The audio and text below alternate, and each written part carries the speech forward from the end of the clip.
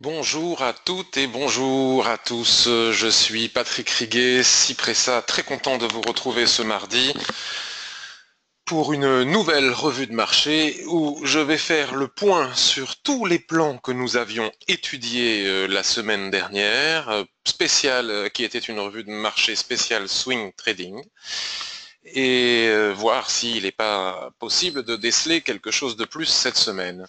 Aussi, si vous le souhaitez, vous pourrez me demander, je m'excuse encore auprès de la personne qui voulait une analyse sur Lucassan la dernière fois, j'ai compris ce qui m'arrivait en fait chez ProReal Time Trading, je suis sur les futurs et j'active en fait, il faut que j'active pour pouvoir avoir les données en temps réel. Je pensais les avoir sur plus d'actifs, mais comme c'est un actif que je ne regarde même pas, j'y avais pas pensé, donc je ne l'ai pas activé. Donc c'était bien ça ce que j'avais, Lucassan, et je ne l'avais qu'en daily, j'avais pas les données en temps réel. Donc je pourrais répondre à vos questions sur les actifs de votre choix, à condition bien entendu que je puisse y accéder moi-même. Bonjour, je regarde le panneau des questions que je suis toujours le seul à voir. J'ai toujours pas regardé, pris le temps de regarder comment faire pour l'afficher de façon à ce que tout le monde le voit. Bonjour Daniel, bonjour Marc, bonjour Yannick, bonjour Gabi, bonjour Mauricio, bonjour Olivier et toutes les personnes qui arrivent au fur et à mesure que l'on démarre. Bonjour Jean-Luc, comment vas-tu? Je vous remercie beaucoup de votre fidélité à ces revues de marché tous les mardis. Ça me touche hein, que vous soyez, de constater que ça puisse être utile. Et aussi, je voudrais remercier toutes les personnes qui ne peuvent pas y assister en direct et qui regardent ensuite la revue de marché sur YouTube. Celle de mardi dernier, alors peut-être le sujet qui était comment trader, comment préparer ses plans de trading lorsque l'on n'a pas accès aux graphiques en journée parce que l'on travaille et qu'on ne peut y accéder que le soir, a eu beaucoup de succès, plus de 1000 et quelques vues sur YouTube en une semaine, ce qui est énorme pour une niche comme l'est finalement l'outil d'analyse technique de l'Ishimoku. Donc vraiment, merci beaucoup à vous tous. Donc je vais vous montrer le petit panneau d'avertissement que vous avez ici sous les yeux. Voilà, qu'il faut que vous puissiez lire avec attention. Bonjour Wilfried, bonjour Christine, bonjour Max, Robert, Jean-Bernard. Comment allez-vous? Bonjour aussi à toutes les personnes qui viennent pour la première fois. Et pendant que vous lisez ce petit panneau d'avertissement, j'en profite pour vous rappeler que ces revues de marché n'ont pas pour objectif de vous délivrer des conseils en investissement, de vous donner des signaux. Je ne donne pas de cours sur l'Ishimoku lors de ces revues de marché non plus. Pour cela, il y a le blog, le site, la formation, les livres de personnes qui font ça très bien, d'autres collègues comme Khalid, etc. Nous sommes plusieurs à enseigner l'Ishimoku. Moi-même, je le fais. Vous pouvez voir la formation tout en haut de mon site, comme je suis en train de le montrer, et le coaching. Le but de ces revues de marché, c'est une sorte de formation continue, un petit peu, pour ceux qui connaissent déjà le fonctionnement de l'Ishimoku, pour pouvoir leur montrer comment est-ce que j'utilise l'Ishimoku moi-même, parce qu'il ne suffit pas de l'expliquer, il faut aussi le montrer dans sa pratique. Et c'est ce que nous allons voir tout de suite. Bonjour Patrick, Wilfried. Alors, passons au graphique. Donc ce que je vais faire pour commencer, je regarde à chaque fois, j'ai peur de ne pas avoir oublié, voilà, j'ai bien cliqué sur le bouton enregistrement. Donc ce que je vais commencer par faire, c'est revenir un petit peu sur tous les plans que l'on a vus la semaine dernière. Parce que c'est aussi ça, si on n'est pas là pour donner des signaux, c'est très bien de vous dire, voilà, je décèle un plan de trading comme ci, comme ça, mais après il est aussi assez utile, je crois, d'un point de vue pédagogique, de regarder ce qu'il en est. Alors, c'est pas toujours facile parce que habituellement, je fais des plans plus ou moins intraday devant vous, je construis mes propres plans de trading. Hein. J'insiste sur le fait qu'il s'agit de mes plans de trading, en aucun cas des conseils en investissement. Là, le mardi dernier, comme c'était un webinaire un peu particulier sur le swing trading, c'est plus facile d'avoir un suivi parce que les choses se font plus lentement. Donc on va commencer par le SP500. Donc vous voyez que contrairement à la dernière fois, j'ai divisé mon écran avec 4 graphiques. Ici nous avons le 15 minutes, à droite ici nous avons le graphique horaire, puis le graphique H4, et là normalement il devrait s'agir du graphique daily, mais je l'ai laissé en hebdomadaire. Donc sur le SP500, je ne vais pas recommencer à vous expliquer tout ce que je vous avais expliqué mardi dernier, histoire d'éviter la redondance. Donc tous les niveaux d'extension de Fibonacci, je vous ai montré comment je les avais tracés et pourquoi je les avais tracés et quelles étaient leurs utilités, puisque nous n'avions plus de repères Ishimoku tellement les prix battent des records historiques de semaine après semaine, mois après mois. Vous pouvez constater que la tendance continue à être parfaitement haussière. La Tenkan-sen vient d'être molestée, comme ça avait été le cas ici, mais enfin, la Tenkan-sen qui, lorsque l'on a la Tenkan-sen immédiatement sous les prix, est le niveau de support le plus immédiat, on va dire, de l'Ishimoku, vous voyez, soutient quand même depuis très longtemps la tendance, qui est quand même relativement rare, c'est pour vous dire si la tendance est forte. Et nous avons ici le retracement de 50% de Fibonacci de la hausse précédente, de la dernière jambe de hausse, puisque Kijun Plat représente toujours 50% de Fibonacci. Et le plan consistait à dire que si nous cassions les 2472 ou 74 points, pour être tout à fait exact, en intraday, vous voyez, ici, nous avions tracé, je passe ici maintenant sur le graphique horaire, attention, je vais basculer à gauche de l'écran en bas, regardez, nous avions matérialisé en fait les 2475 points avec cette ligne, c'est pas pour rien que nous l'avions fait, 2474 points. Et j'avais dit que si en intraday, depuis mardi, on était le 15 août la dernière fois, si les prix venaient à casser cette résistance que nous avions matérialisée ici sur le graphique hebdomadaire, la probabilité pour qu'ils aillent chercher les 2500 points, ici, c'est pour cela qu'on avait fait cette ellipse, était totalement forte, enfin la probabilité était forte, mais ça ne s'est pas produit. Si on regarde ici, nous sommes le 8 août, vous voyez, 15 août, je cherche le 15 août, admettons, voilà, bon, depuis le 14 août, vous pouvez constater que les 2471 points n'ont pas été cassés, donc il n'y a pas eu de signal confirmé, tel que nous l'avions étudié pour aller chercher les 2475 points. Cela dit, je continue à penser que c'est une tendance extrêmement haussière, on ne va pas revenir sur les stop garantis, blablabla, blablabla. Je ne vends en aucun cas les indices américains, je ne veux pas me mettre face à cette forte tendance, même si je reconnais que cet avalement ici, suivi de ces petits dojis en croix, ont bien provoqué un retracement, mais comme je vous le disais avec la UD-USD aussi la dernière fois, il est beaucoup plus facile de trader dans le sens de la tendance pour aller chercher les objectifs que dans le sens inverse de la tendance, sauf quand on est en range, je parle bien de tendance, puisqu'il est très difficile de dire quel va être le niveau de retracement. On peut voir cet avalement, donc vous voyez, imaginez les gens qui sont rentrés en clôture hebdomadaire à 2444 points. Bon, ils sont aujourd'hui à 2400... Ils sont arrivés aujourd'hui à 2440 points. On ne peut pas dire qu'ils aient mis beaucoup de points dans leur besace. S'ils ont vendu les doji ici un peu plus haut, selon moi c'était extrêmement imprudent, mais en tout cas bravo, parce qu'ils ont gagné quelques points. Maintenant, est-ce que les prix vont retracer de 38%, de 50%, de 61%? C'est très difficile à savoir. Donc je ne vends pas les indices américains contre la tendance. Je considère plutôt qu'après avoir été chercher un niveau d'extension de Fibonacci que nous avions quelque part par ici, nous avons assisté surtout avec la crise Corée, Trump, etc. Ça a donné une impulsion aux acheteurs pour prendre des bénéfices. Donc on retrace suite à cette prise de bénéfices et je ne serais pas étonné qu'on reprenne tôt ou tard la tendance haussière. Donc maintenant, nous allons passer au DAX. Alors, un instant que j'affiche le DAX. Je reviendrai sur vos questions. Content de vous retrouver. Salut Pedro, moi aussi très content. Bonjour Sophie. Alors, le DAX, c'est très intéressant. Nous allons commencer par étudier le graphique daily. Je ne voudrais pas passer trop de temps sur ce que nous avons vu la semaine dernière, mais enfin, c'est quand même important.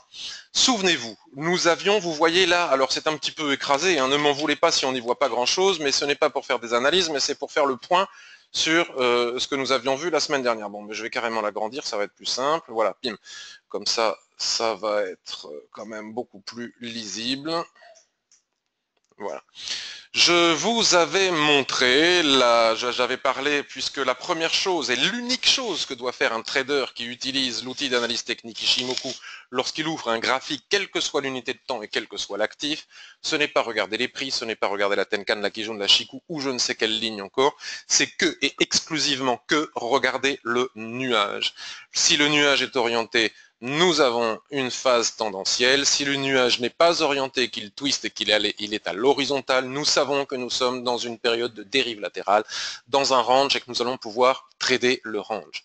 Donc lorsque l'on s'est retrouvé mardi dernier, vous voyez, l'idée était que les prix, non, c'était pas l'idée, excusez-moi, les prix étaient en train de travailler le niveau de 38,2% de Fibonacci. Et ce que j'avais expliqué, c'est que très souvent, lorsque l'on casse un niveau de Fibonacci, c'est une récurrence en trading, en particulier sur le DAX, mais c'est vrai aussi sur la plupart des actifs. Ce n'est pas une certitude, c'est une récurrence, donc une probabilité. Il s'agit d'observer les récurrences en trading. Lorsque l'on casse un niveau de Fibonacci, très souvent, c'est pour aller chercher le suivant. Donc j'expliquais que malgré le surachat que nous pouvions constater par le fait que les prix sont très éloignés de la Tenkan-sen, ça vous connaissez, hein, si vous savez utiliser l'Ishimoku, c'est un chapitre important de la formation, les prix éloignés de la Tenkan-sen égale surachat. Pour autant, en intraday, il n'était possible d'envisager en cas de cassure du niveau des 38,2 de Fibonacci, que les prix aillent chercher le niveau de 50% de Fibonacci, c'est-à-dire le plat Kijun qui est ici, et c'est exactement ce qui s'est passé. Donc nous avions deux plans de trading.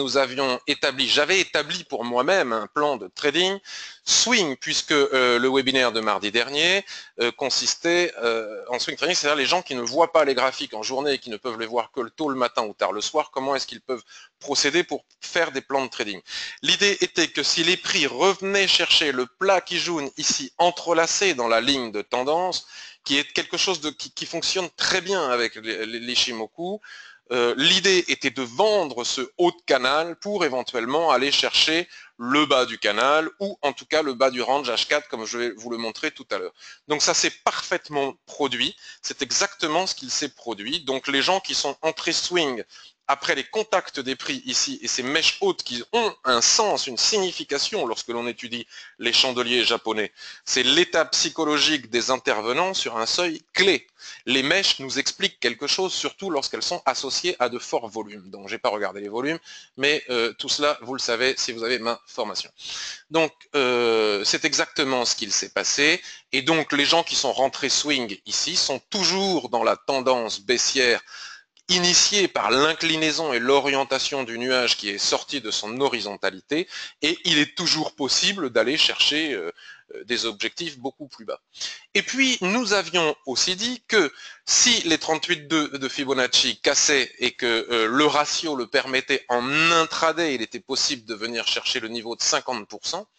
Et ensuite, nous avions aussi dit que lorsque les prix, enfin j'avais dit, que lorsque les prix atteignent un niveau de Fibonacci, très souvent, surtout quand c'est le haut du canal, ici, ils retracent et ils vont chercher tous les niveaux les uns après les autres, nous donnant la possibilité de trader en intraday. Donc maintenant, je vais basculer sur un graphique H1. Vous voyez, je n'ai rien modifié depuis mardi dernier. Observez ici cette magnifique étoile du soir sur le niveau des 50% de Fibonacci, autrement dit la Kijun Daily.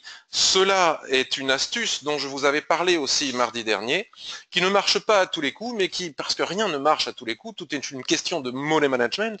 Il ne faut jamais prétendre ne pas vouloir perdre de trade, c'est impossible, mais prendre ce genre de risque, bien sûr dans le cadre d'un money management et avec un levier approprié à notre capital, en ne risquant jamais plus de 1% de notre capital par trade, c'est quelque chose de tout à fait possible. Regardez ici sur les coups de 16 heures, les prix finissent par arriver, après avoir cassé ici avec ce Marubozu, les 38,2 de Fibonacci, ce passant de ceinture conduit immédiatement les prix au pipe près sur la Kijun Daily, autrement dit les 50%.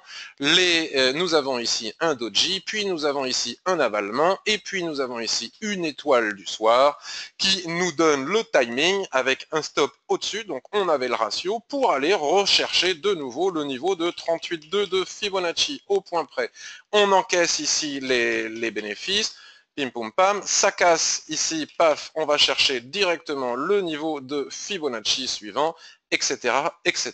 Donc tous les plans que j'ai fait sur le DAX mardi dernier, eh bien écoutez, la chance a voulu que ce soit en swing trading ou en intraday, que tous les objectifs soient parfaitement réalisés. Non, on peut aussi observer les choses sur un graphique 15 minutes, puisque vous savez que lorsque l'on utilise l'Ishimoku, on ne se contente pas d'une seule unité de temps, mais on fait une analyse dite dynamique. Regardez, ça c'est des petites flèches, me semble-t-il, que j'avais déjà dessinées mardi dernier, à moins que je l'ai fait après. Nous avons ici une cassure qui nous a conduit avec ce fameux Marubozu en M15. Alors là, il était peut-être pas facile d'obtenir le ratio vu le niveau de cassure, mais si on bascule sur le 5 minutes, on l'obtient aussi. Enfin, c'était un peu tôt le matin, admettons qu'on ne soit pas rentré ici. Nous avons parfaitement bien atteint les 50% de Fibonacci. Au point près, on revient chercher les 38,2. Pim, cassure, pullback, couverture en nuage noir, ici, regardez, c'est pas compliqué le trading lorsque l'on a une méthodologie. Cassure, pullback, hein, on entre souvent après pullback, couverture en nuage noir, stop au-dessus, paf, niveau de Fibonacci suivant. Et là, bon, pour le moment, c'est déjà pas mal. On a, les gens avaient la possibilité de gagner qui suivaient cela en intraday, non pas suite à mes conseils d'investissement, mais puisque je n'en donne pas, mais suite à cette analyse, à ce type d'analyse, vous pouvez gagner, admettons qu'on ne compte pas celui-ci, vous pouvez gagner ici un trade, vous pouvez en gagner ici un second, et c'est pas mal. Et les gens qui sont rentrés en swing trading sont rentrés en haut et sont peut-être toujours en position. Observons toutefois, parce que je voudrais parler de Landry, qui s'appelle, dont son pseudonyme est Triade, qui a fait aussi une excellente analyse sur le forum Ishimoku. Je vous conseille de suivre son journal du DAX, il a très bien compris comment fonctionne l'Ishimoku.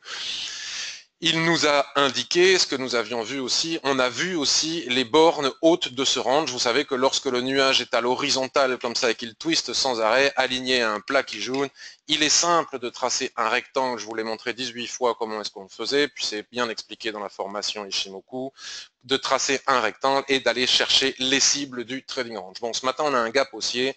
Là, pour le moment, je ne sais pas ce qui va se passer, mais à mon avis, il suffit de continuer à utiliser les tracés de Fibonacci ou en tracé de nouveau pour pouvoir trader en intraday entre ces Fibonacci, bien entendu à condition qu'il n'y ait pas des statistiques, il faut bien observer les statistiques. Et puis on peut observer le niveau de Kijun aussi qui est très pertinent ici. Voilà pour le DAX. Gérard me pose des questions, je répondrai aux questions, à toutes vos questions après. Marc aussi, je vois. Donc ensuite, nous avons vu, grâce à Laurent, qui s'appelle Gouluk comme pseudo, que vous pouvez suivre aussi sur le forum Ishimoku, la Société Générale, GLE. Donc la Société Générale Euronext Paris. Le plan est toujours actif, puisqu'il s'agit de ça, le trading. Que vous fassiez, que je fasse, pardon, du trading intraday, swing ou du court terme, il ne faut pas vouloir trader désespérément. Soit les plans s'exécutent, comme nous venons de le voir sur le DAX, soit ils ne s'exécutent pas. Donc là, ici, nous avons un plan, nous en avons parlé mardi dernier. Pour le moment, le plan reste actif. Il suffit d'avoir la patience d'attendre, et puis tôt ou tard, le plan va s'exécuter, soit en haut, soit en bas, mais ça ne sera pas possible autrement. Ça va peut-être prendre du temps, mais c'est ça le trading, c'est avoir de la mémoire, conserver ses plans de trading. Donc le plan est toujours actif. En cas de ressaut, ici en bas, pardon, nous sommes sur le graphique daily de la Société Générale, en cas de ressaut ici et de chandelier de retournement sur la borne basse de ce rectangle, comme nous l'avons eu ici avec ces doji, ces marteaux, il n'est pas impossible de ne pas envisager des achats avec des stops en dessous pour viser 1. La zone d'équilibre du range, 2. Le haut du range. Voilà pour la Société Générale, ça reste, ça n'a pas bougé. Maintenant, nous allons aller regarder l'AUD-USD, puisque sur l'AUD-USD, le plan s'est aussi parfaitement bien exécuté. Mardi dernier, alors on va prendre le daily, voilà, on va l'agrandir. Mardi dernier, lors de la revue de marché, nous étions ici. Donc là, vous avez vu que pendant toute la semaine, la Kijun est remontée, c'est normal puisque nous avons fait de nouveaux plus hauts sur les 26 dernières périodes. Donc comme c'est une question de mathématiques, la Kijun remonte. Mais la Kijun masquée ici par ma droite noire était ici, complètement plate, mardi dernier. Et souvenez-vous, nous avions fait un trade que j'avais annoncé en direct, comme toujours, sur le forum, et j'avais encaissé, nous avions eu quelques différences avec des copains qui, eux, envisageaient des objectifs plus bas. Et moi, j'avais dit, oui, mais enfin, ceci dit, quoi qu'il en soit, on ne néglige pas un plat qui joue daily. Et j'avais encaissé mes bénéfices pile poil sur cet objectif. Et regardez, j'ai bien fait, puisque nous avons eu ensuite un incroyable avalement ici, un incroyable rebond qui a renvoyé renvoyer les prix vers le haut. Donc pour les personnes qui sont en swing trading, j'avais dit si vous avez un chandelier de retournement ici, il n'est pas impossible, soit déjà d'encaisser vos bénéfices, hein, si vous aviez vendu, comme nous étions plusieurs à le faire, soit envisager des achats pour aller chercher d'autres objectifs haussiers. Alors là c'est compliqué puisque nous avons bien un ressaut ou un ressort. Pour savoir ce qu'est un ressort ou un ressaut, je vous renvoie au forum, on en parle très souvent, au blog ou en particulier à ma formation, vous comprendrez parfaitement de quoi il s'agit. Nous avons bien un ressaut, mais on ne peut pas parler de chandelier de retournement. Si on avait eu un marteau, un doji ou quelque chose, c'était plus facile. Mais pour les personnes qui ont la possibilité de regarder au moins le H4, j'avais dit mardi dernier en direct que une des forces des chandeliers japonais n'est pas forcément l'obligation d'attendre des chandeliers japonais, comme je viens de vous le montrer sur le DAX, sur les unités de temps H1, M15, exactement comme sur l'AUD USD. Il suffit de tracer le seuil, donc nous retrouvons ici notre Kijun Daily, et une fois que l'on a tracé le seuil, observer la réactivité des prix et des chandeliers japonais sur ce seuil. Encore une fois, je vous démontre que les chandeliers japonais, si on met des stochastiques, là, si on met un RSI ou un MACD, vous verrez que le timing est donné par les chandeliers japonais qui sont le reflet de l'action des prix ici et maintenant bien plus rapidement que n'importe quel autre indicateur puisque tous les indicateurs sont en retard et il est bien plus pertinent d'apprendre à utiliser les chandeliers japonais que de s'emmerder, excusez-moi ma vulgarité, avec des RSI, des MACD ou je ne sais encore quels indicateurs tardifs puisqu'il s'agit de calculs mathématiques basés sur le passé et donc projetés plus tard, donc ils sont forcément en retard. Rien n'est plus pertinent que les chandeliers japonais, ça ne veut pas dire qu'on ne perd pas des trades, hein, mais rien n'est plus pertinent que les chandeliers japonais pour le bon timing d'entrée en position. Donc sur le niveau de la Kijun H4, Daily, AUD, USD, nous avons un ressaut, nous avons un magnifique doji qui permettait d'entrer dès le doji ici, puis un avalement. Vous savez que les englobantes avalements en trading de devises en devises ne sont pas pareil, c'est le sujet de mon prochain ouvrage, ne se lisent pas, la morphologie des structures ne se lit pas de la même manière que sur le marché action ou futur. Donc ici, nous avons bien une englobante, hein, il ne faut pas chercher que les clôtures soient plus basses, il ne faut pas être dogmatique avec la morphologie des chandeliers japonais. Nous avons en plus de cela une étoile du matin sur la Kijun Daily, on entre avec un stop ici, pam, on va chercher des objectifs Ishimoku, c'est plié, c'est gagné. Voilà pour l'AUD USD dont nous avions parlé mardi dernier. Alors, je ne veux pas faire le malin, ça n'est pas toujours comme ça. Il arrive que je fasse des plans de trading et qu'aucun plan de trading ne s'exécute dans la semaine. C'est aussi ça, le trading. Je vous disais aussi mardi dernier, il n'est pas nécessaire de faire 18 000 trades par jour ou par semaine pour gagner de l'argent. Parfois, on a des plans, comme là sur le DAX et l'AUD USD, parfois, il n'y en a pas. Et comme le GL, par exemple, la Société Générale. Et quand il n'y en a pas, ben, on s'abstient. Et puis on attend, et puis finalement, il finira par rien à voir. Avec de bons ratios minimum de 2 à 1, un bon money management, on gagne de l'argent. Bien sûr, si on veut absolument en découdre avec le marché alors que les plans ne s'exécutent pas, ce qui a été le cas cette semaine, c'est de la chance. Vous verrez plein d'autres revues de marché où j'ai fait des plans qui ne se sont pas exécutés, voire même des plans qui ont été perdants, mais avec un bon ratio. Donc là, franchement, merci marché. Les analyses étaient justes et les plans se sont bien exécutés, mais ce n'est pas toujours le cas. Alors, ensuite, qu'est-ce que l'on a eu? Euro AUD, nous avions parlé de l'euro AUD, paf, j'avais cherché l'euro AUD, donc l'idée là c'était le H4, hein, me semble-t-il, si je ne dis pas de bêtises, voilà. L'idée était le constat que nous avions fait. Alors peut-être que nous avions ce grand range que je vous montre en A4, c'était plutôt du daily. Enfin, il suffit que vous revoyiez la revue de marché de mardi dernier pour pouvoir vous en assurer vous-même. Et donc, en intraday, si on venait à casser les 1,50-80, nous avons là l'exemple que parfois les plans de trading ne s'exécutent pas. Nous devions être quelque part par ici, voilà. Regardez, nous étions ici, dans une tendance haussière, dans un range journalier. Si les 1,51 cassés, je prétendais pouvoir éventuellement, après, à condition d'attendre les throwbacks, etc., etc., sur les lignes de Shimoku, chandelier de retournement et tout le tout team, j'envisageais d'aller chercher les 1,52. Le plan ne s'est pas déroulé. Et si nous avions, et donc pour les swing traders, donc les swing traders, ils ont encore moins de signaux que les day traders, c'est normal, hein, avec 1 ou 2 trades par mois, ils gagnent largement leur vie. Regardez, imaginez les gens qui ont vendu ici à 1,52 et qui sont allés chercher le bas du range à 1,44, ils ont pris 800 points, il n'y a pas besoin d'en faire 42 par mois des trades comme ça. Un suffit. Si nous avions eu des chandeliers de retournement en haut de la dérive latérale ici à 1,52, qui doit être encore plus précise en hebdomadaire, nous avions éventuellement la possibilité d'envisager des ventes pour aller chercher la zone d'équilibre, le bas du range. Ça ne s'est pas produit. Mais rien ne nous empêche et nous interdit de continuer à observer ce graphique pour les jours et les semaines à venir. Ce qui ne s'est pas produit cette semaine se produira peut-être la suivante ou encore la suivante. Euro-USD, après on va passer au truc du jour, Euro-USD, eh bien encore un plan que j'attends depuis des jours, des semaines et qui ne se réalise toujours pas. Et pour le moment, nous sommes dans une période de consolidation. Il est fort probable que nous ayons ici un range en H4 que je ne traite pas. J'attends toujours le même plan depuis des jours et des semaines.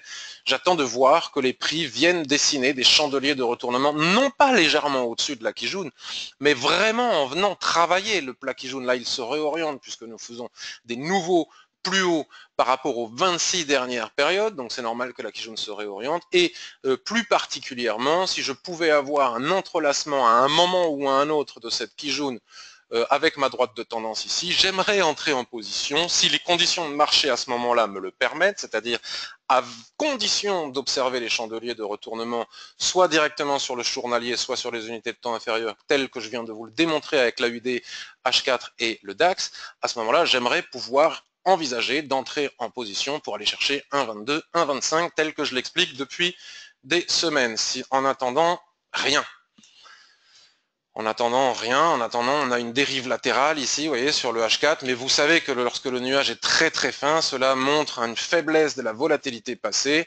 Il n'est pas impossible de trader le range, hein. Regardez ici, nous n'avons pas eu de chandelier de retournement. Bon, là, on a peut-être une pénétrante, elle est discutable, mais cette pénétrante a renvoyé en haut du range. Ici, regardez les chandeliers en haute vague, ici, les petites étoiles que nous avons ici, renvoient vers le bas, blablabli, blablabla. Mais ce n'est pas mon plan. USD-Yen, très intéressant puisque cette USD-Yen fait partie d'un débat sur les réseaux sociaux et un débat que nous avons eu en live, un débat extrêmement constructif, hein. Les débats sont bons. Je n'aime pas les gens qui détractent, qui diffament, qui disent du mal, hein. Vous en avez vu certainement plein qui s'amusent ces derniers temps sur les réseaux sociaux. Par contre, les débats contradictoires, ne pas être d'accord, etc., c'est génial puisque c'est comme ça que l'on apprend. Nous avons eu des débats sur les réseaux sociaux, et notamment en live mardi dernier avec Richard, concernant la configuration en chandelier japonais que nous avons ici. Là, cette ellipse était pour montrer comme Shikuspan surfe sur les lignes de tendance. Bon, ça, on en a déjà parlé. On va mettre en lumière, nous allons mettre en lumière ici cette configuration en chandelier japonais. Quelques analystes, et pas des moindres, et comme moi, ils ont le droit de temps en temps d'avoir tort, puisque moi aussi j'ai très souvent tort, c'est aussi ça qui fait le marché. Si tout le monde avait raison, il n'y aurait pas de marché, hein. Donc il faut bien qu'il y ait des perdants et des gagnants. Le but c'est d'avoir raison par rapport aux autres pour pouvoir gagner les trades, mais parfois on a raison, parfois on a tort. Et c'est le money management qui fait la différence, puisqu'il n'y a pas, je pense, beaucoup de gens bien meilleurs que les uns que les autres.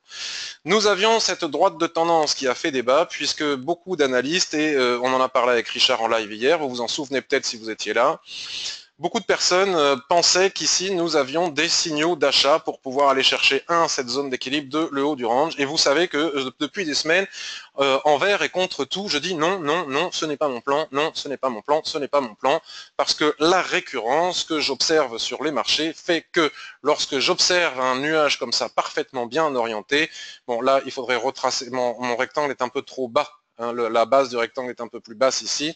Lorsque je trace des rectangles comme ça, j'observe que la plupart du temps, droite de tendance ou pas droite de tendance à l'intérieur du range, les prix en général, ils vont du haut du rectangle vers le bas du rectangle. Donc personne ne me fera acheter cette droite de tendance. Et si j'ai tort, eh bien écoutez, j'aurai tort. La seule chose, c'est ça, c'est que j'aurai tort, je n'aurai pas perdu d'argent puisque je ne serai pas rentré dedans. Et je dirais bravo à ceux qui ont eu raison. Il semblerait que le marché soit plus ou moins en train de me dire que j'ai eu raison. En tout cas, je n'ai pas perdu ce trade si je suis rentré dedans. On pourrait aussi, si on remonte ici, vous voyez, le rectangle, on pourrait considérer que ce mini marteau pouvait lancer un signal d'achat. Mais non, moi, ce que j'aime, c'est qu'il y ait des mèches sous les supports, les fameux ressauts, suivis de chandeliers de retournement comme l'englobante ou l'avalement que nous avons ici.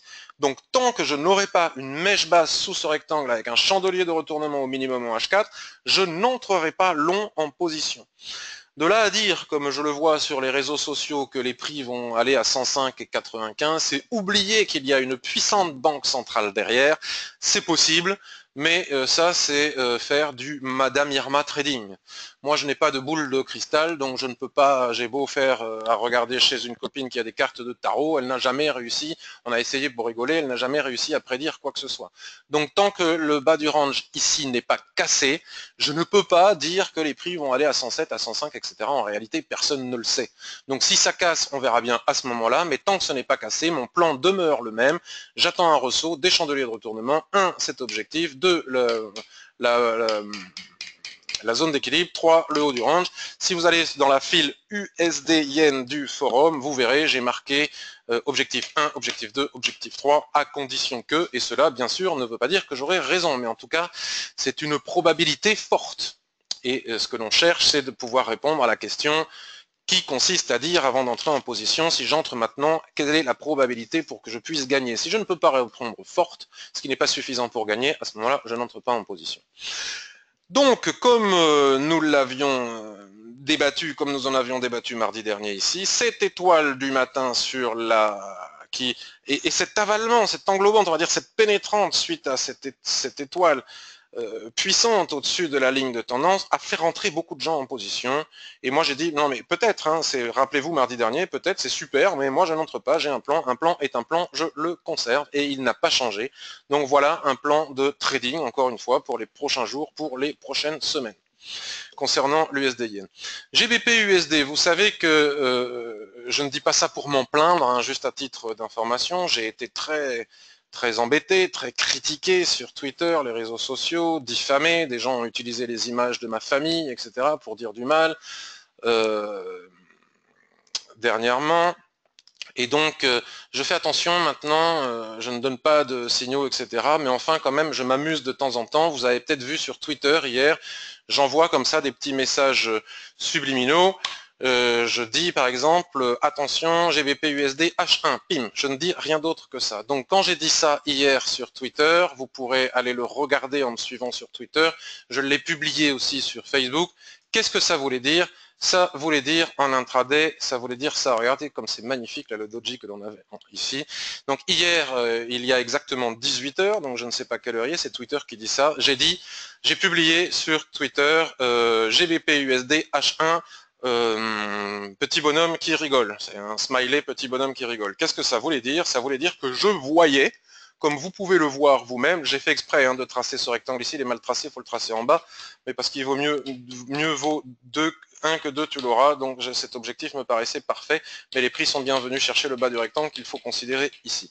Donc qu'est-ce que cela voulait dire? Cela voulait dire que j'avais vu le twist, j'avais vu le nuage, j'avais vu la SSB orientée au même niveau que le plat qui jaune qui était ici, et j'étais en train de voir les chandeliers de retournement sur la borne haute du range.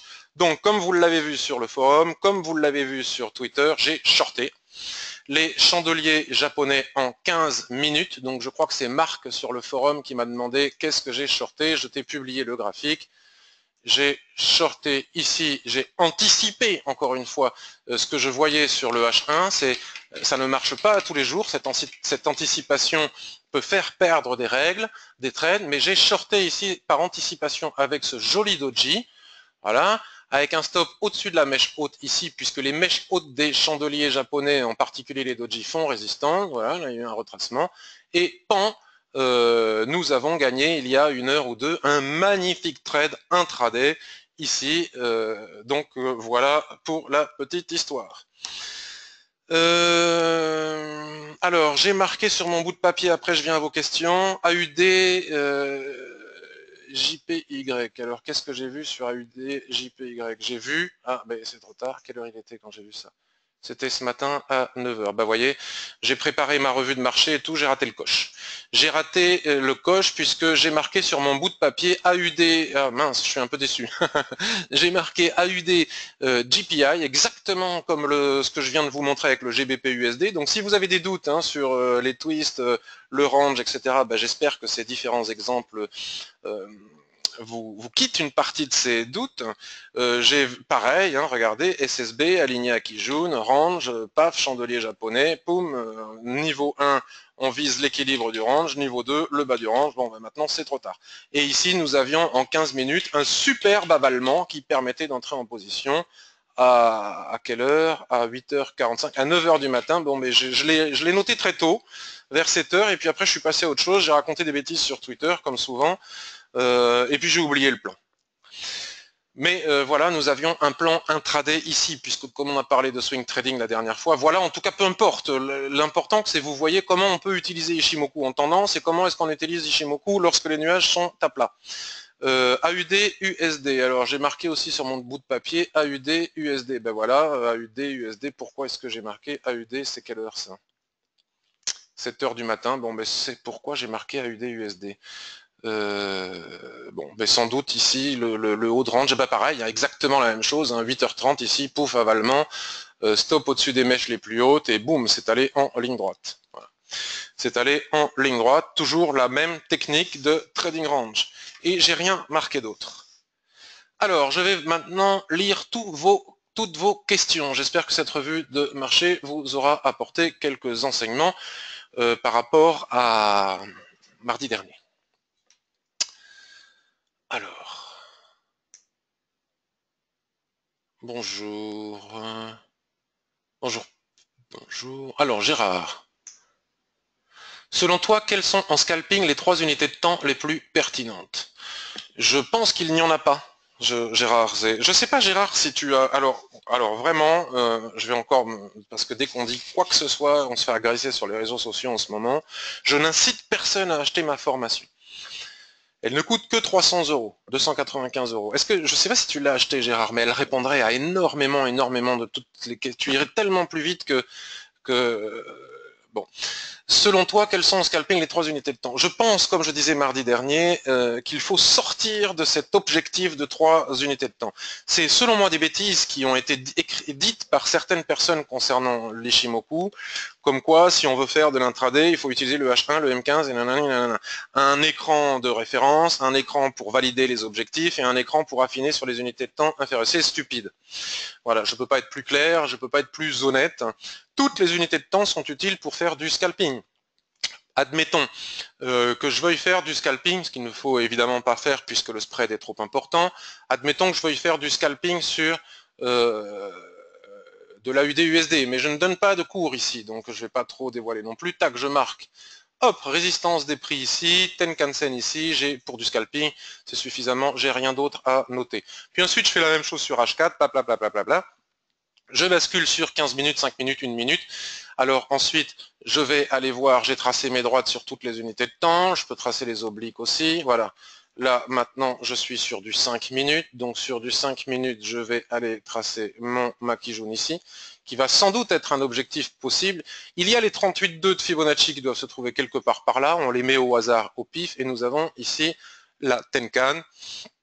On va tracer une autre ligne ici. Voilà, ça c'est sur du 5 minutes. Ensuite, on bascule sur du 1 minute. On ne se prend pas la tête à savoir quelles unités de temps, sinon on n'y arrive jamais. Et voilà, par exemple ici, nous avons un plus haut des prix. Tu vois, je n'ai pas utilisé d'unités de temps particulières, parce que utiliser des unités de temps particulières consisterait à avoir les yeux fermés, c'est-à-dire à ne pas être regardé, ne pas être allé regarder ce qui peut bloquer sur les unités de temps inférieures. Si tu utilises, admettons, le 1 minute, le 5 minutes, le 15 minutes, et que tu omets d'aller et que tu rentres ici en position, admettons, tu rentres en position ici, et que tu n'as pas vu que cette ligne en fait était une Kijun Daily, ben tu vas perdre ton trade. Donc il ne faut pas négliger les informations, donc on n'y passe pas la journée non plus. On trace les lignes les plus importantes de l'Ishimoku sur les unités de temps inférieures, on affine le tout, ensuite le 15 minutes, et puis après on trade sur le 1 minute. Tu vois, et puis là, la probabilité que si ce chandelier finit par casser, donc moi j'entre rarement en clôture de chandelier, la probabilité, si ce chandelier casse ici, nous avons un objectif ici à 0,7920, soit 2 points pour du scalping, on parle de scalping, hein. Et puis nous avons ensuite 0,7922, un autre objectif ici. Mais comme nous sommes dans une tendance baissière ici et maintenant sur le 1 minute, je suis en train de regarder mon écran à gauche, d'autant plus qu'en 15 minutes ici, regarde, on a un chandelier de retournement magique sur la borne basse du range, avec un avalement en construction. Il est 10h39, cet avalement ne sera validé qu'à 10h45. Si tel est le cas, il faut évidemment aller chercher des objectifs haussiers. Voilà, pourquoi rentrer toujours en... Voilà. Et puis, si nous avons des chandeliers de retournement sur les mêmes lignes que nous avons tracées ici sur le 1 minute, on peut aller chercher 1, 2, 3 points comme ceci. Alors Marc, en 15 minutes, AUD, USD, il y a quelque chose à faire en achat. Alors, AUD, USD en 15 minutes. Alors, on va aller basculer sur le H1. Voilà. Alors, le problème que l'on a, Marc, on va supprimer ces lignes horizontales, c'est que, oui, mais à condition que tout soit validé sur l'unité de temps immédiatement supérieure. Donc ici, nous avons un... voilà. Ce que tu peux observer en H1, c'est que tu as un range ici délimité facilement par la borne haute ici, la borne basse ici, grâce à Ishimoku et au nuage. Nous n'avons pas besoin d'avoir plusieurs allers-retours sur les bornes pour savoir que nous sommes en range. Et qu'est-ce que tu peux observer, Marc, toi qui connais bien la question, c'est qu'ici en H1, les prix sont pile poil sur la zone d'équilibre. Et qu'est-ce que tu as appris qu'il ne faut jamais faire sur la zone d'équilibre d'un range? C'est trader. Donc par conséquent, on peut éventuellement avec ce doji marteau avalement à confirmer, hein, il faut le confirmer dans 15 minutes, on peut éventuellement acheter pour aller chercher peut-être la Kijun ici, ou peut-être même voir le niveau ici 0,7947. J'ai mon truc de logiciel qui me gêne, attendez, 0,79 31, 0,79 31, on peut éventuellement acheter. Là, on n'a pas un range en bonne et due forme. Il faut respecter les règles. Pour avoir un range en bonne et due forme sur ton 15 minutes, il te faut impérativement respecter les règles. Donc effectivement, peut-être que tu as raison avec cette SSB qui est en train de se mettre à plat et qui pourrait s'aligner à la Kijun. Mais c'est un peu prématuré et c'est la zone d'équilibre du range, la zone de machine à laver qu'il faut éviter. Donc si tu avais cette même configuration en 15 minutes avec les prix qui sont ici sur le H1, là je te dis oui, bingo. Mais ici et maintenant, étant donné que nous sommes sur la zone d'équilibre, je te le déconseille. USD Yen, si on a une mèche en bas, ratio incertain par rapport à ton premier objectif. Alors, USD Yen journalier, on va revenir sur l'USD Yen en journalier. Ratio incertain par rapport à mon premier objectif. Mon premier objectif c'est ici, hein, la ligne noire ici, bon, l'oblique ici, franchement, je vous le dis depuis le début, elle ne me... Regarde comment j'ai bien appris à utiliser les outils comme tu me l'as appris, Marc. Je peux pas savoir, à l'avance, parce que, admettons, pour répondre très concrètement à ta question, hein, on va faire un bout de ligne, hop, on va dessiner une mèche ici. Bon, on va exagérer ici pour que tu comprennes bien ce que je voulais te dire. Non, c'est pas ça qu'il faut faire. Paf, je suis pas très doué. Imaginons, ça peut arriver ça, comme on l'a vu sur la UD USD Daily. J'ai une mèche basse, j'attends la clôture du chandelier qui clôture ici. Évidemment, tu as raison, je dois mettre mon stop ici, mon objectif ici, j'ai pas de ratio. Je ne peux pas entrer en position. Maintenant, admettons, je pense que tu as déjà compris ce que je veux te montrer. Admettons que nous ayons un chandelier comme ça. Bah là, je peux rentrer. Bon, là, admettons que j'ai une mèche un peu plus. Tape, stop en dessous, pouf, j'ai mon ratio. Donc, tu vois, tout dépend, je vais être vulgaire, de la gueule du chandelier au moment d'entrer en position. Si j'anticipe cela sur du H4, ça peut être encore meilleur, puisqu'il y a quand même presque 150 points là, d'accord, par rapport à mon premier objectif. Voilà. Donc le ratio n'est pas incertain tant qu'on n'a pas vu à quoi ressemblent les chandeliers. GBP USD, on est en bas du range. J'ai acheté un 28,50 sur retour M15. Pas mal, mais attention, n'y a-t-il pas de statistiques concernant le GBP USD à 10h30? D'autant plus que, comme je te l'ai dit tout à l'heure, là, j'ai tracé mon range ici, moi je suis parti du haut. J'ai tracé mon range ici, mais le rectangle, là, j'ai bien précisé qu'il était mal tracé, parce que je me fixe toujours un objectif avant le plus bas du range par par précaution. Donc, alors, le range, hop, il est là. Donc là, tu as acheté en 15 minutes, tu me dis, GBPUSD, on est en bas, j'ai acheté sur M15. Alors, M15, ok. Alors attention, n'y a-t-il pas eu de statistiques? Alors M15, le plus bas est ici, donc tu dois mettre ton stop au niveau des 1,2830 approximativement, et tu as un chandelier, le ressaut, tu vois, il faut quand même bien respecter les règles. S'agit-il vraiment d'un chandelier de retournement? Presque, mais il vaut mieux, ouais, c'est quand même plus efficace de vendre des doji, des avalements, que là on a une pénétrante. La pénétrante, la clôture du chandelier doit passer au-dessus du 50% du chandelier précédent, ce qui est le cas. Donc tu as ta pénétrante, tu as ta mèche basse, c'est peut-être pas un mauvais achat. Attention aux statistiques. Cependant, ouais, la borne elle est là, il est 10h45, si dans un quart d'heure, les prix repassent et cassent sous le bas du range qui est ici, tu dois sortir immédiatement. Selon la règle d'or que j'explique dans ma formation, qui consiste à dire que l'information délivrée par l'unité de temps immédiatement supérieure prime sur celle de l'unité de temps inférieure. Donc, les anticipations sur les unités de temps inférieures, c'est bien. Attention, ce chandelier, il est moyen hein, au niveau des chandeliers de retournement. Mais bon, pourquoi pas. Attention, s'il n'y a pas eu des statistiques à 10h30 concernant la livre sterling, ce qui est souvent le cas, hein, ce qui peut provoquer une période de machine à laver pendant une petite heure.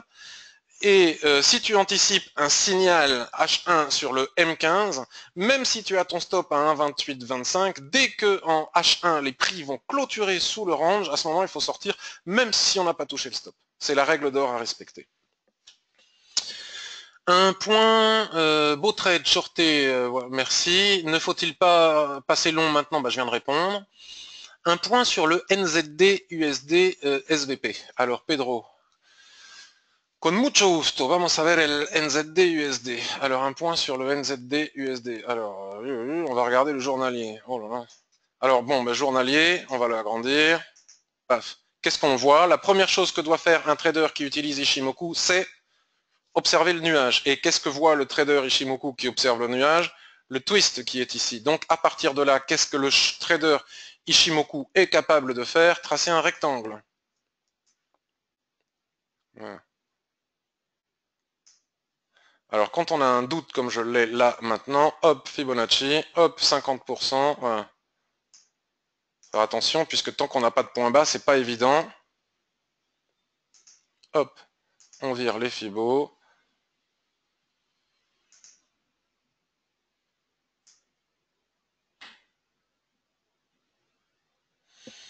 Comme il y a la mèche haute. Attends, il y a un truc qui me gêne ici, c'est lui, celui-là on va le virer. Voilà. Nous avons ici la probable, alors je ne suis pas certain, hein, là ça twist, je ne suis pas certain, ce qui provoque le twist c'est cet avalement qui est ici, je ne suis pas, enfin l'affaiblissement de la tendance, je ne suis pas certain que nous ayons atteint la borne basse. Il est probable que la borne basse, telle que je viens de le dessiner ici, il y a des ranges qui sont plus faciles à trader que d'autres, à tracer que d'autres, se trouve au niveau des 0,72. On va aller regarder le graphique hebdomadaire. Ah oui, alors là aussi on a un enseignement intéressant. Il ne faut pas se priver d'aller voir ce qui se passe. Voilà. Alors ici, ce que nous pouvons observer, c'est que cette résistance majeure ici a cassé. Et nous avons un retracement ici avec un superbe marteau. Alors est-ce que les prix vont réussir à passer au-dessus ou pas? Je ne sais pas. Donc on revient maintenant que l'on a tracé tout, on revient maintenant sur le H4. C'est compliqué. Sur le H4, nous avons une boîte dans la boîte de la boîte de la boîte, genre poupée russe. Donc effectivement, il était peut-être possible de vendre ici, suite à ce doji que nous avons à 0,7325 pour viser l'objectif que l'on vient de 0,7299, donc sur du H4 c'est pas terrible, hein, la borne basse, la zone plus ou moins d'équilibre. Mais si on revient sur le daily maintenant, alors on pouvait vendre le range H4 ici pour viser, probablement on arrive 0,79 ici, on est déjà... Le problème des chandeliers japonais, c'est qu'ils ne donnent pas de cible. On a une première cible ici, mais vendre... Alors qu'on a un gros support juste en dessous, hein, vous voyez, c'est un gros support travaillé par les prix, c'est pas super pertinent. Donc en voyant ça et en faisant l'analyse ici et maintenant en même temps que toi, c'est certainement pour ça que je ne l'ai pas sélectionné. Je trouve pas que ça soit acheter, là on n'est pas sûr d'avoir atteint le bas du range daily, vendre alors qu'on a des supports juste en dessous. Je passerai mon chemin et j'irai chercher quelque chose de plus facile à trader. Tu deviens un as maintenant dans la manipulation des graphiques PRT. Bientôt, bientôt. Pourquoi range H1 sur AUD USD, le nuage n'a pas twisté? Et juste en dessous, Marc me dit super explication pour l'AUD USD. Alors pourquoi le range H1 sur AUD USD puisqu'il n'a pas twisté? Alors AUD USD, H1. Le twist est ici. Ici. Donc ça, à l'intérieur d'un range, les prix bougent. Donc comme ils bougent, le nuage bouge. D'accord? Voilà, tu l'as là. Regarde, sur le H4, tu as ton range. C'est pas parce que là on est revenu chercher la zone d'équilibre, c'est ça la zone d'équilibre. Donc c'est pas un tout. Le twist, il faut comprendre que c'est l'action des prix, enfin c'est la SSB et la SSA qui représentent les points moyens des prix sur certaines unités de temps, périodes de temps, projetées 26 périodes en avance. Donc c'est pas anormal lorsque ça remonte comme ça là, que la SSA monte puisque c'est une droite plus rapide. D'accord?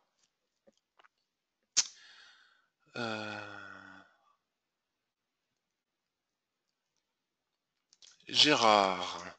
Peut-on avec Ishimoku, hormis l'utilisation des chandeliers, avoir des indices précurseurs de retournement ou de fin de cycle? Non, l'Ishimoku est un système d'analyse technique. L'Ishimoku ne peut pas nous donner, à part en range, à part l'exception et le twist. Le twist est un indicateur qui visuellement, avant même d'avoir plusieurs... Vous savez, je vous le dis souvent, pour un trader traditionnel, classique, chartiste, on va dire, je ne veux pas dire de bêtises, ils me tireront les oreilles si j'ai des bêtises, on va dire qu'il n'utilise pas Ishimoku, ça sera plus simple. Pour déterminer qu'il est en range, il a besoin d'un minimum de 2 points de contact en haut et 2 points de contact en bas. Nous, avec Ishimoku, on anticipe, poum pam, pour des raisons expliquées 18 fois. Donc ça, tu le sais. En dehors de cela, il n'est pas possible de faire d'anticipation et il n'y a rien dans l'Ishimoku qui nous permette d'anticiper ce que va faire l'action des prix. Ishimoku nous délivre des niveaux de support et résistance tels que le fait le chartisme. Ce n'est pas mieux que le chartisme, c'est juste différent, souvent pour dire la même chose. La ligne de tendance ici, tant que tu n'as pas de points, tu ne peux pas dire, même si les prix reviennent la chercher ici, comme nous l'avons vu sur d'autres exemples, personne ne peut savoir si elle va casser ou pas. Donc ça, c'est les indicateurs, les gens utilisent des divergences sur un support ou une résistance, indicateur extrêmement peu fiable, la divergence selon moi, et très aléatoire, nécessite confirmation, ou des croisements de moyennes mobiles. C'est pour ça que les gens qui n'ont pas compris l'Ishimoku nous parlent de croisement de la Tenkan-sen et de la Kijun-sen, extrêmement tardif comme signal, ou des croisements de MACD. Donc non, il n'y a rien, selon moi, rien d'autre qui puisse nous permettre d'avoir un meilleur timing d'entrée en position que l'étude des chandeliers japonais. Un point sur l'euro NZD, et absolument, d'autant plus que l'euro NZD, nous en avions parlé aussi la semaine dernière, et les choses n'ont pas changé. Vous voyez, regardez, ça c'est des choses que j'ai laissées mardi dernier. Hop, là, alors, je dis toujours qu'il ne faut, selon moi, sauf exception, d'ailleurs, je dis toujours qu'il ne faut jamais entrer en position sur cassure. C'est mon point de vue. Mon point de vue n'est pas représentatif de la vérité. Il n'est que et uniquement que mon point de vue. Premièrement, on entre, alors, il y a des exceptions, il m'est arrivé d'entrer sur cassure, malgré ce que je suis en train de dire là. En fonction de ce que je peux voir sur les unités de temps supérieures. Souvenez-vous que l'Ishimoku est un indicateur, un outil d'analyse technique dynamique qu'il faut utiliser sur plusieurs unités de temps. On n'entre jamais sur cassure, déjà, lorsque les prix sont trop éloignés de la Tenkan-sen, puisque la Tenkan-sen a vocation à coller au prix. Lorsque les prix s'éloignent trop de la Tenkan-sen, cela nous indique une situation de survente ou surachat. Acheter loin de la Tenkan-sen, c'est la probabilité de prendre le boomerang en retour, comme nous pouvons le constater ici. Premier point. Deuxième point, j'ai dit mardi dernier que personnellement, ça ne veut pas dire non plus que j'ai raison, je déteste trader l'euro NZD et le GBP NZD qui ont des mèches assassines. C'est-à-dire que chaque mèche peut faire plusieurs centaines de pips. 1,60, 100 pips. Cette mèche fait 100 pips. Donc pour placer les stops, bonjour. Pire encore avec le GBP NZD. Bon, ça c'est une autre histoire. Et surtout en intraday. L'euro NZD est venu taper la borne haute de ce range. Très clairement, il dessine ici un chandelier toupie d'hésitation, nous avons ici une englobante, et puis il repart, il donne un faux signal, c'est pour vous dire si j'aime pas cette paire, et puis nous avons ici un magnifique avalement qui, a priori, devrait sonner la charge pour revenir chercher, un, l'équilibre de la dérive latérale, deux, le bas du rectangle, a priori, d'accord? Donc, si j'avais tradé l'euro NZD, je l'aurais vendu avec cet avalement ici, stop au-dessus, je vise 1 des lignes de l'Ishimoku à l'intérieur du range ici, 2 le bas du range. Je ne l'ai pas fait pour les raisons que je viens d'expliquer. Je n'aurais certainement jamais acheté l'euro NZD pour les raisons que je viens d'expliquer. Et ici, comme je l'ai expliqué sur mon graphique, cette cassure, en fait, n'est rien d'autre qu'une mèche sous une résistance puissante du graphique hebdomadaire, comme nous allons le vérifier de suite. Voilà. Nous avons ici un magnifique range hebdomadaire, c'est pour vous dire si la paire est sous résistance. Voilà. Et ce morceau de mèche que tu vois ici, c'est la fausse cassure que l'on a sur le daily. Donc les gens qui ont observé le graphique hebdomadaire n'ont jamais acheté l'euro NZD tel que nous venons de le voir ici. D'autant plus que si on regarde juste l'action des prix, on voit bien que c'est une zone parfaitement bien travaillée par les prix, et qui plus est, une extension pile poil, le niveau d'une extension de plat SSB ici, et nous connaissons tous la force et la puissance des extensions de plat SSB weekly. Voilà pour l'euro NZD. Gracias, muy claro, Pedro. Oui, Patrick, c'est quoi loin de Tenkan-sen en time frame différent? Alors, il n'y a pas. Alors, les gens me demandent, oui, mais combien de pips? L'éloignement de la Tenkan-sen, j'ai pas de réponse à ça. C'est moi, dès que je vois que les prix, quelle que soit l'unité de temps, a priori, hein, dès que je vois que... Attends, qu'est-ce qu'on pourrait aller regarder? On va regarder le DAX, tiens. Dès que je vois que les prix... Bon, ben là, la Tenkan-sen est colle au prix. Là, par exemple, tu vois, après le gap. Après le gap, les gens qui ont acheté le gap soi-disant d'éjection, qui en fait bloquent sous une borne de range, admettons, bon, ils ont pu gagner quelques points, mais il faut quand même, c'est quand même relativement... Là, nous l'avons ici, voilà, sur le H1, la Tenkan-sen reste, les prix sont trop éloignés de la Tenkan-sen. Oublions tout ce que nous avons ici, hein. Il y a toute une série de résistances qui ne justifient pas des achats, mais admettons qu'on puisse techniquement envisager des achats. Je n'achète pas si les prix sont loin de la Tenkan-sen, je ne sais pas combien de pips.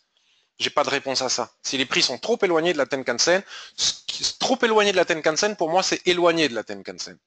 Je n'achète pas. J'attends qu'il y ait une période de dérive latérale qui va permettre à la Tenkan-sen de revenir coller les prix, ou très souvent on a un pullback violent ou un throwback violent. Je cherche des exemples, mais c'est surtout toujours quand on en cherche qu'on n'en trouve pas. C'est toujours quand on en cherche qu'on n'en trouve pas. Bon, enfin bon, bref, vous aurez compris. Voilà, par exemple, là on a un exemple. Regardez, ici on a un éloignement de la Tenkan-sen. Même si je décèle un signal d'achat quelconque ici, je n'achète pas, puisque la Tenkan-sen a vocation à coller au prix, donc la probabilité de retournement est forte pour que la Tenkan-sen vienne recoller au prix, ou de dérive latérale. Mais j'ai pas calculé combien de points.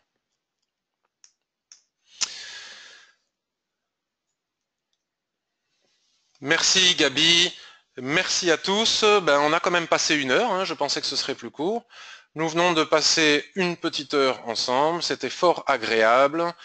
J'espère que cela vous aura été utile. Merci de me permettre de passer ces bons moments avec vous en direct tous les mardis. Et si vous avez l'occasion d'être présent sur les réseaux sociaux, merci de retweeter la revue de marché quand je la publie.